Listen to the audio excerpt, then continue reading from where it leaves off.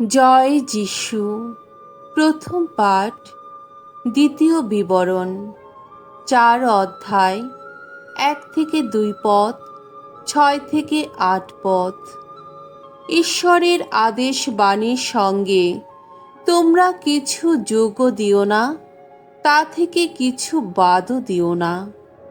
মসি একদিন ইসরায়েল জনমণ্ডলীকে এই কথা বললেন, আমি যে সমস্ত বিধি নিষেধ ও নিয়ম নীতি সম্বন্ধে তোমাদের শিক্ষা দিচ্ছি, তোমরা ইসরায়েলের মানুষ যারা, এখন তা শুনে রাখো। তোমাদের সেই মতোই কাজ করতে হবে, যাতে তোমরা প্রাণে বেঁচে থাকতে পারো এবং তোমাদের পিতৃপুরুষদের ঈশ্বর ভগবান এখন যে দেশ তোমাদের দিচ্ছেন, তোমরা যেন সেই দেশের মধ্যে প্রবেশ করে তা অধিকার করে নিতে পারো। আমার এই আদেশ বাণীর সঙ্গে তোমরা কিছু যোগ দিও না, তা থেকে কিছু বাদও দিও না। তোমাদের ঈশ্বর ভগবানের এই যে সমস্ত আদেশ আমি তোমাদের পালন করতে বলছি, তোমরা তা মেনেই চলো। হ্যাঁ, ওই সমস্ত বিধি নিয়ম তোমরা মেনেই চলো, সেই মতোই কাজ করো, আর তাতেই অন্যান্য জাতির মানুষদের কাছে তোমাদের সজ্ঞান ও সুবিবেচনা প্রমাণিত হবে। তারা যখন ওই সমস্ত বিধি নিষেধের কথা শুনতে পাবে, তখন তারা তো বলে উঠবে, ওই যে মহান জাতির মানুষেরা, ওরা তো নিঃসন্দেহে সৎ জ্ঞানী সুবিবেচক। প্রভুর বাণী। ঈশ্বরকে ধন্যবাদ। সাম সঙ্গীত 15 অধ্যায়, 2 থেকে 5 পদ। ধো, হে ভগবান, সেই ধার্মিকজন পাবে তোমার সঙ্গ সুখ। ত্রুটিহীন যার আচরণ, ন্যায় ধর্ম যে পালন করে, অন্তর থেকে যে সত্যভাষী, যার রসনা করে না পরনিন্দা, সেই ধার্মিকজন পাবে ঈশ্বরের সঙ্গ সুখ। ভাইয়ের যে করে না অপকার, প্রতিবেশীর যে রটায় না দুর্নাম, ভ্রষ্ট মানুষকে যে অবজ্ঞার চোখে দেখে, কিন্তু ভগবানের ভক্তজনকে যে সম্মান করে, সেই ধার্মিকজন পাবে ঈশ্বরের সঙ্গ সুখ।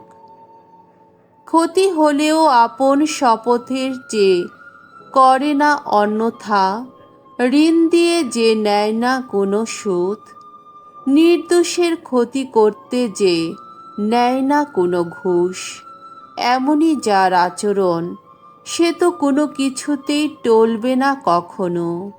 সেই ধার্মিকজন পাবে ঈশ্বরের সঙ্গ সুখ। দ্বিতীয় পাঠ, সাধু জাকবের ধর্মপত্র, 1 অধ্যায়, 17 থেকে 18 পদ, 21 থেকে 22 পদ এবং 27 পদ। তোমরা ঐশ্য বাণী অনুসারে কাজ করে চলো। আমার স্নেহের ধর্ম ভাইরা, প্রতিটি শ্রেয় দান, প্রতিটি পরম বর ঊর্ধ্বলোক থেকে নেমে আসে জ্যোতির্মণ্ডলের সেই পরম পিতারই কাছ থেকে, যার মধ্যে নেই কোনো রূপান্তর, নেই কোনো পরিবর্তনের ছায়া। আপন ইচ্ছাতেই তিনি সত্যের বাণী শক্তিতে আমাদের জন্ম দিয়েছেন, যাতে আমরা হয়ে উঠতে পারি যেন তার সমস্ত সৃষ্টির প্রথম ফসল। তাই তোমরা এখন নম্রভাবে গ্রহণ করো তোমাদের অন্তরে রোপিত সেই বাণীকে, যা তোমাদের আত্মাকে রক্ষা করার ক্ষমতা রাখে। তোমরা সেই বাণী অনুসারে কাজ করে চলো, নিজেদের প্রবঞ্চনা করে শুধু তা শুনেই ক্ষান্ত থেকো না।